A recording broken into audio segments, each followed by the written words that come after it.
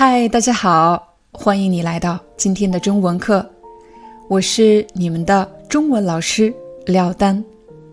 有一个话题我一直想和大家分享，那就是和一个外国人结婚是一种什么体验。到今年我和我爱人结婚10年了。有的朋友可能很好奇，我和我老公是怎么认识的呢？他是哪国人？你听我慢慢给你讲。2007年我大学毕业，找到了我的第一份工作。当时我在一家出国留学机构担任英文助教，而我老公当时还是一名大学生，他以法国交换生的身份来到中国的西北工业大学，开始了为期1年的留学生活。当时我所在的这家公司在西北工业大学设有一个办事处，我们经常会组织一些英语沙龙、英语课程这样的活动，邀请大学生来参加。有一天，我像往常一样组织了一个英语沙龙，很快就有人敲我办公室的门。当我打开门的时候，其中一个男生就是我现在的老公。而他身旁的另外一个法国男孩，不仅是他最好的朋友，同时也是我们的证婚人和婚礼上的伴郎。一开始我还以为他们两个是美国或者是英国留学生，总之应该是来自英语国家的。但后来才知道，他们当时刚刚到达中国不久，对什么活动都好奇，想看看这个，想看看那个，就连英语沙龙这种活动也不放过。说起来，当时的我对世界的认知是非常非常有限的。由于我学习的是英语专业，所以我关注的主要国家一般是英国、美国，这些英语国家，对法国、欧洲一无所知。我甚至当时有点小小的失望，要是他们两个是美国的或者英国的就好了，至少还可以帮助我们大家提高一些英语。两个法国人能干什么呢？我们又不要学法语。可是到后来我才明白，那一天可能是我人生中最重要的一天了。我相信很多人都有类似的经历，好不容易大学毕业了，却发现自己学历不够高，教育背景不够好，缺乏工作经验、社会经验，而家庭、父母又不能给你提供太多的支持。这时，作为一个刚刚步入社会的年轻人，我们对自己的未来充满了不安和惶恐。而这个心境就是2007年时的我。我当时之所以会在一家出国留学机构工作，不仅仅是因为我的工作会应用到英语，还有一个更重要的原因是，我也想出国，我也有一个留学梦。我想走出中国，走出我熟悉的环境，到外面去拓宽我的视野，看看这个世界。但是人生就是这样，在我们的头脑里，在我们的计划里，达到目标是从 A 到 B 只有一步，但其实我们距离自己的目标是从 A 到 Z 曲曲折折10000步的距离。其实一开始我对我老公这个法国大男孩没有任何特殊的感觉，就是普通朋友。一个很重要的原因是因为我来自一个传统的中国家庭，我接受的家庭教育是非常传统的。在我的头脑里，我从来没有想过会和一个外国人结婚。而我当时和他见面的一个最重要的理由就是练习英语。我满脑子想的都是怎么样提高英语。我在西安上的大学，在西安工作，但其实我的家并不在西安。在我22岁生日这一天，我实在找不到什么人跟我庆祝，所以我就拨通了我老公的电话。我印象特别深刻，那一天他穿着一件白色 T 恤，一条休闲男士大裤衩和一双夹脚凉拖鞋。说实话，那天他的装束完全不符合一个理想的约会对象。那天也是我人生第一次走进一家真正的咖啡厅。在此之前，我也经常喝咖啡，但是我喝的都是速溶的浓缩咖啡。当我站在柜台前的时候，我连怎么点咖啡都不知道，我只能跟店员说我要和他一样的。我已经记不起来我们两个在咖啡厅坐了多久，我们聊了很多很多事情，从他为什么来中国留学，他小时候是怎么长大的，他有没有女朋友，他和他女朋友是怎么分手的，还有我们两个一个共同的特点，就是他是和妈妈长大的，而我是和爸爸还有奶奶长大的。聊着聊着，我就告诉他那天是我的生日，所以他非要拉着我去买一个生日礼物。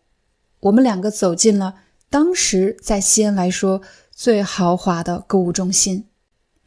我看着货架上琳琅满目的各种外国进口商品，每一个商品的标价基本上都超过了我1个月的工资。说实话，我的内心是不安的，甚至有些自卑的。他看到什么好看的都会问我，这个礼物怎么样，你喜欢吗？我总是回答他，不要，这个太贵了，再看看吧。终于我找到了一个不那么贵的礼物，巧克力。可是这里的巧克力真奇怪，它是论个卖的，我没敢多要，只要了4个。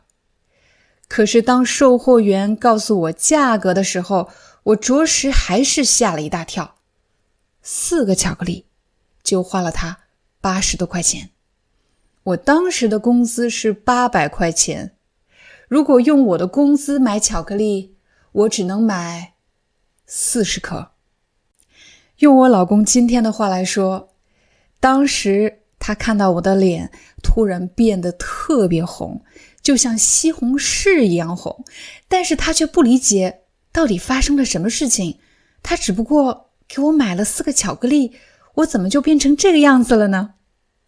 我猜也许售货员当时都能感觉到空气中的尴尬。他可能是第一次见到有人只不过收到了4个巧克力，脸就红成那个样子，结巴的一句话都说不出来。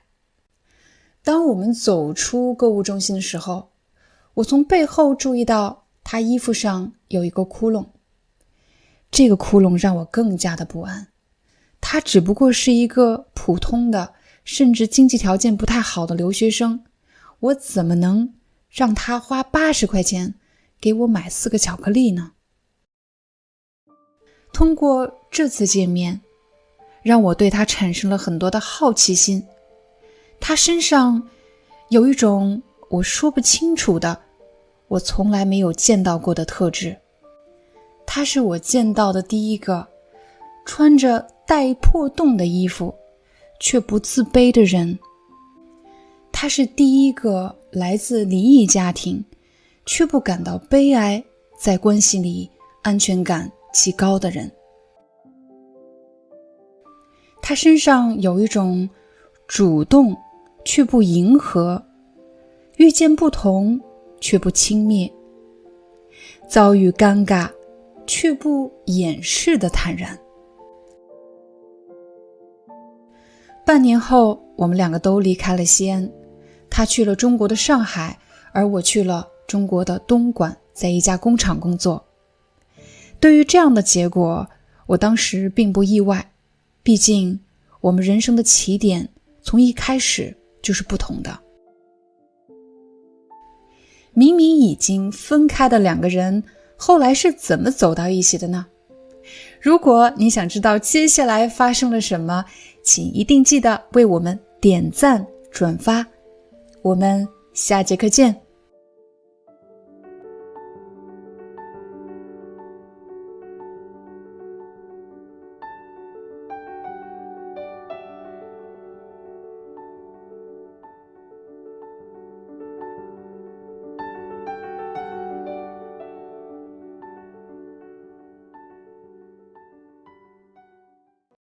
不要忘了下载视频下方的中文 ebook， 我们已经帮你总结出了今天用到的关键词汇、核心句型，把今天学到的全部变成你自己的。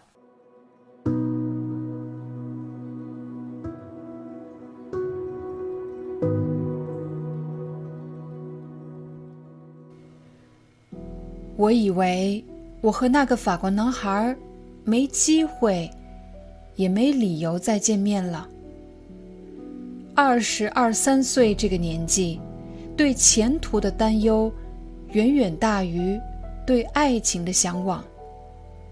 得知有的同学顺利出国，有的同学在大公司签了合同，而我的未来就像一盏小小的烛光，仅能照亮我脚下几步的距离，却无法为我指明更远的方向。2008年，我只身一人去了东莞打工。为什么选择去东莞？当年东莞可是中国出了名的世界工厂，对没学历、没经验的人，还有什么比去东莞更好的出路呢？我想，既然我不能出国留学，那么我就得用一种更落地的方式接触外国的文化。在那个为出国深造而狂热的年代，只要是和美国、英国这些字眼有关的机构，都足以让我心动不已。临走前，妈妈给我买了一身像模像样的西装，一件白衬衣，一条西裤，一双规规矩矩的黑色高跟鞋。看着镜中的自己，一身标准的白领着装，我想当然地以为我准备好了。可是到达公司的第1周，我就被现实这头怪兽撞得灰头土脸。由于缺乏行政管理的经验，我常常不知道自己的工作重点是什么，语言方面更是备受打击。接待美国同事的时候，我经常听不懂他们说什么，就连一封简单的英文工作邮件我都写不好。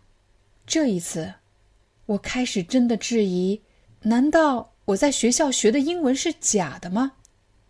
不，确切地说，英文是真的，但是不是人们在工作和生活中真实应用的那个英文。更要命的是，我意识到我喜欢的是白领的着装，是办公室的摆设，但我根本不是做助理的那块料。有一次，我向总裁助理提出了一个改善建议，可他却说，如果老板能犯错，那么他就不是你的老板了。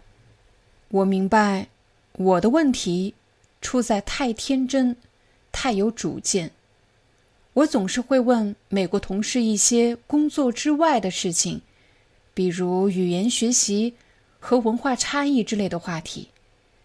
可是在工厂里，没人关注这些。我的兴趣和好奇心在这里格格不入。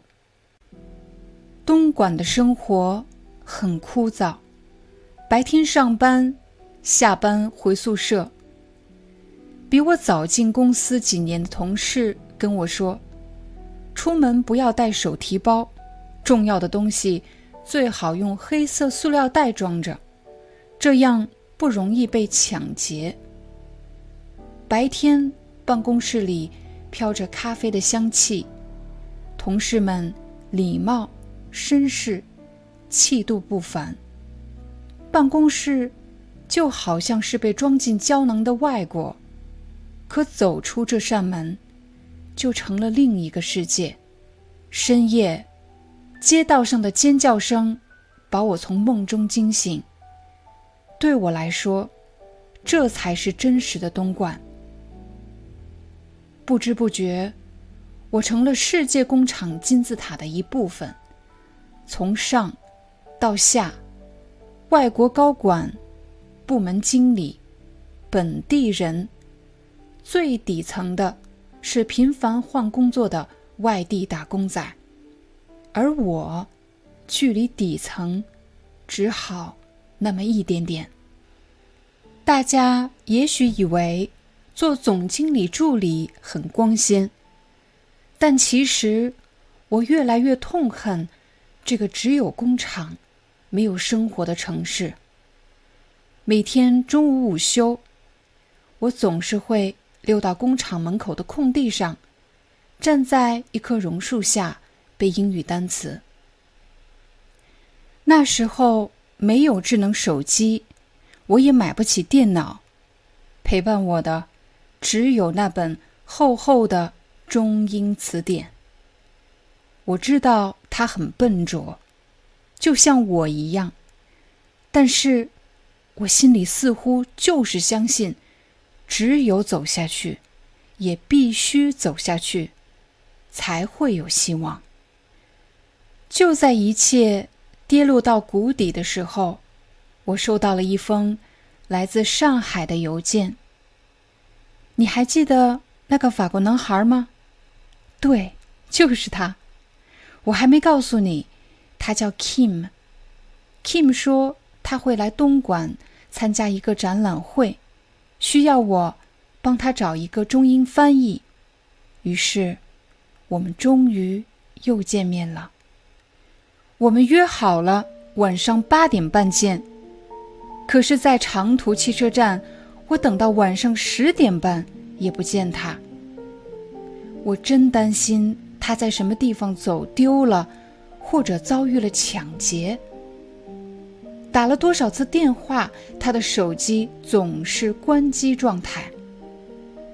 长途车站的人越来越少，汽车到站又离开，空荡荡的，不见他的身影。突然，我背后有人轻轻地说：“你在等人吗？”我回头一看，竟然是他。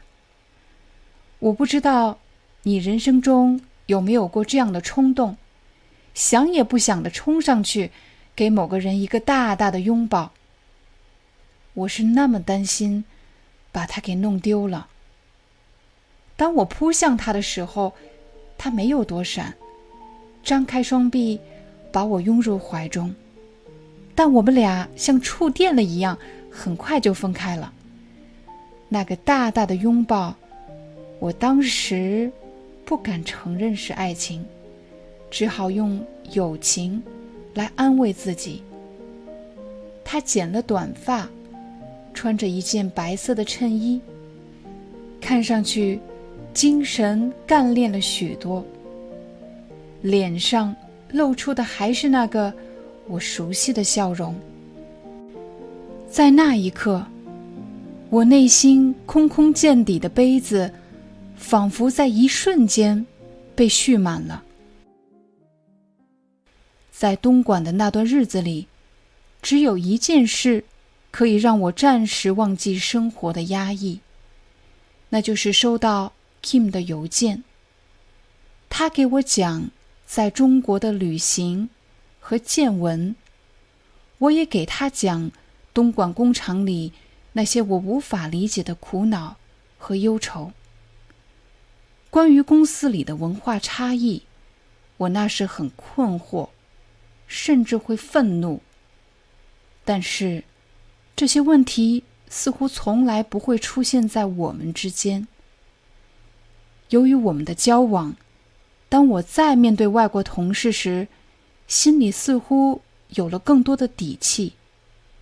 在当时，我的头脑里有2种外国人，一种是我完全无法沟通的，无论是语言上、精神上、价值观上都无法沟通的人，但还有一种是极为稀有的，尽管我们的语言不同，文化不同，但我知道我们是同类。一个人不可能永远处于低谷，也不可能永远处于顶峰。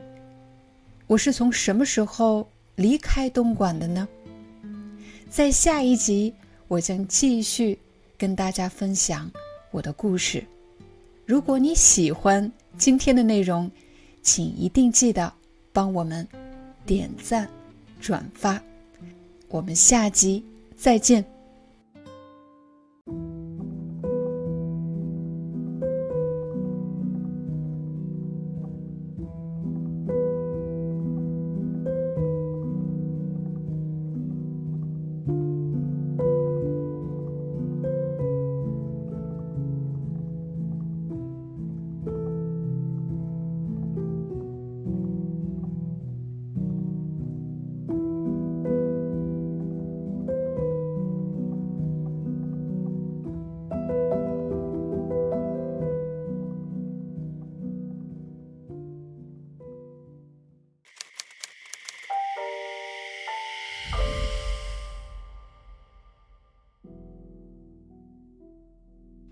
和 Kim 相识相恋的那几年，我一刻也没有停止思考过，我是谁，属于哪个群体？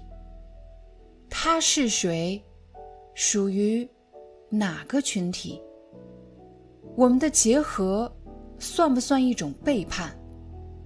我爱上的是一个帅气、善良且优秀的男人，我爱的合情合理，但我不确定那是一种发自内心纯粹的爱，还是因为我对外国文化的向往和在生活重压下求生欲激发出的爱。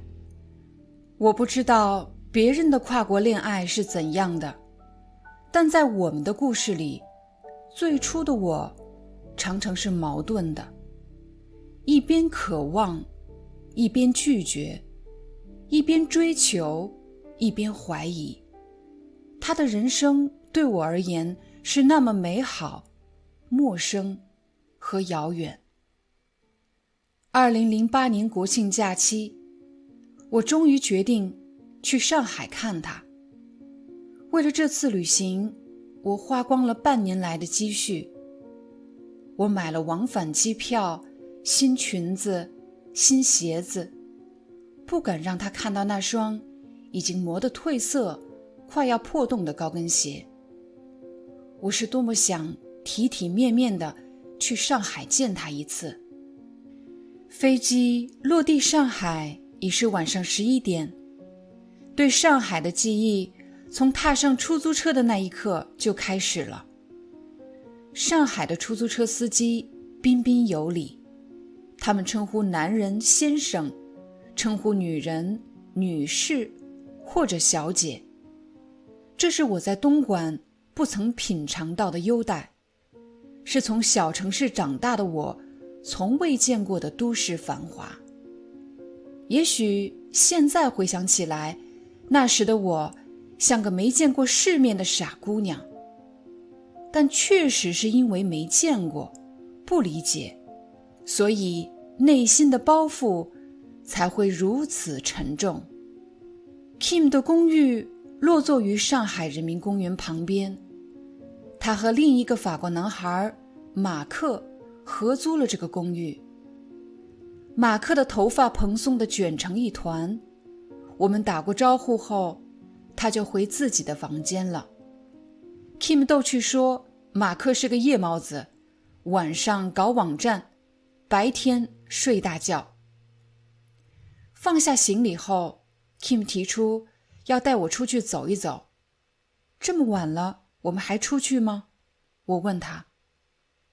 在东莞天黑后，我是绝对不敢出门的。夜晚的城市对我来说充满了危险。而 Kim 说，带你去外滩看看，你来的时间短，我们得抓紧每一分每一秒。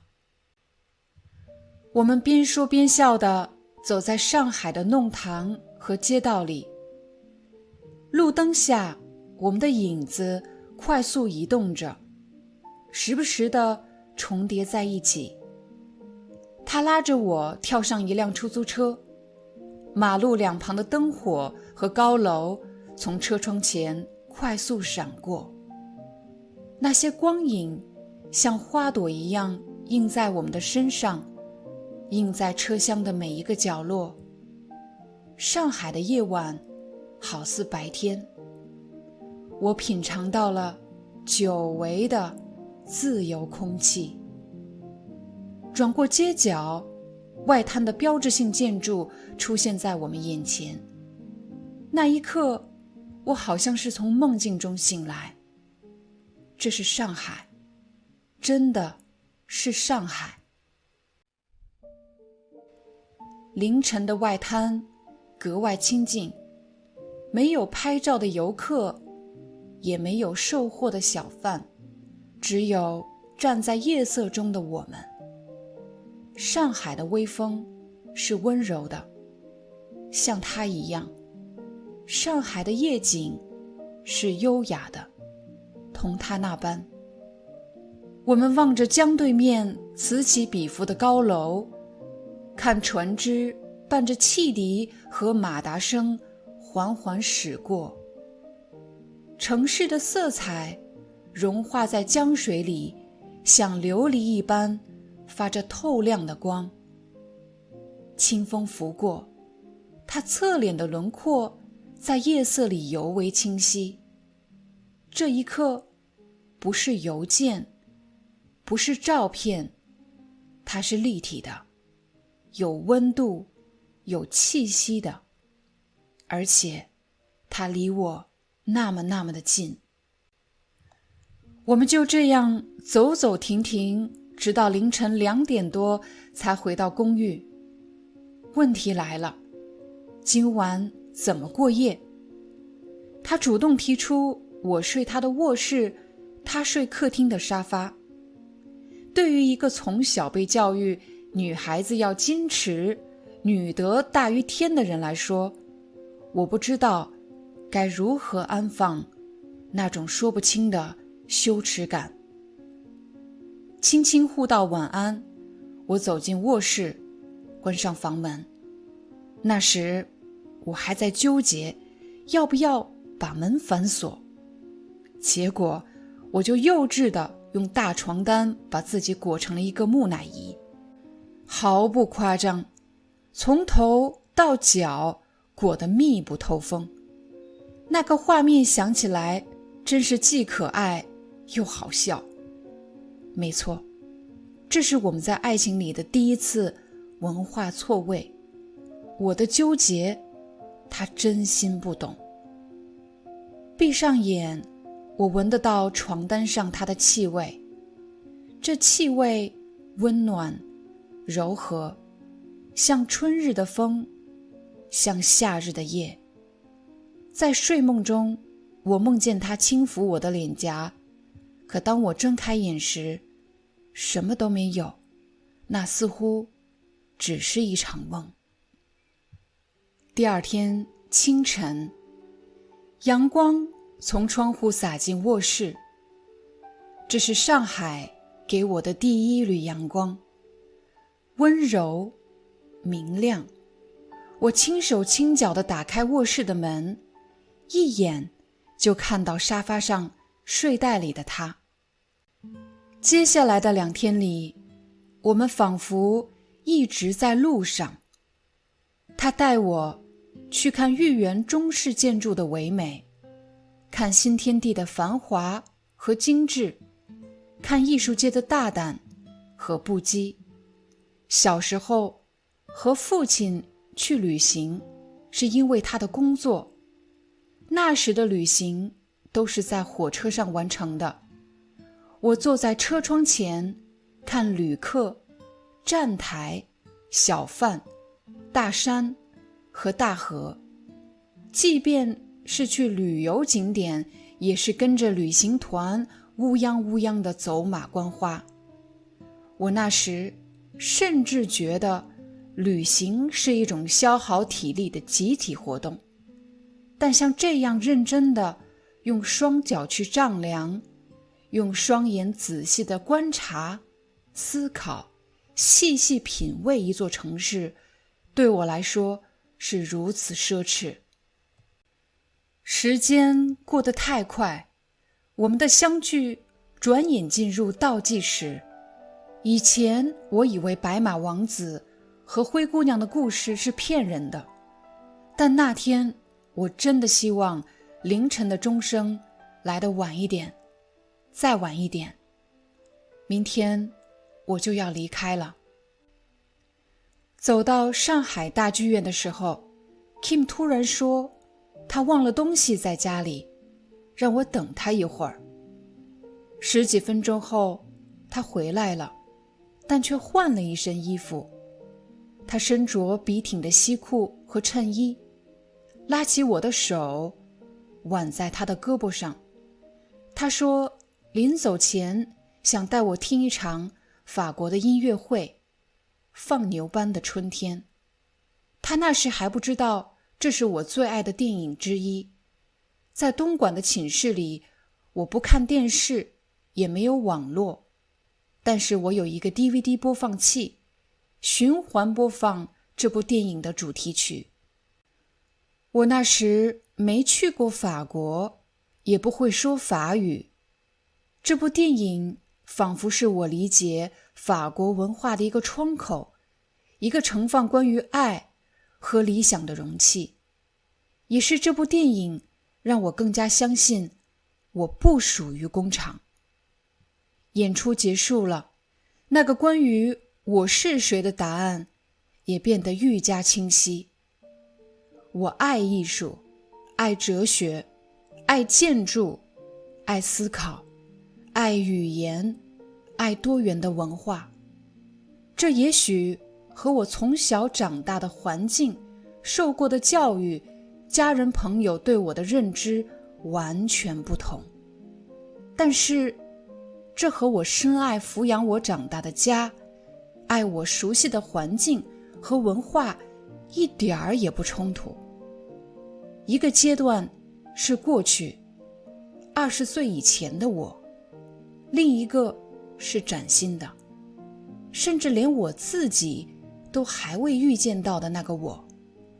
它是模糊的、蒙昧的、不成熟的，但是它的生命力却极其旺盛。临走前，他站在卧室门口，默默地看我收拾行李。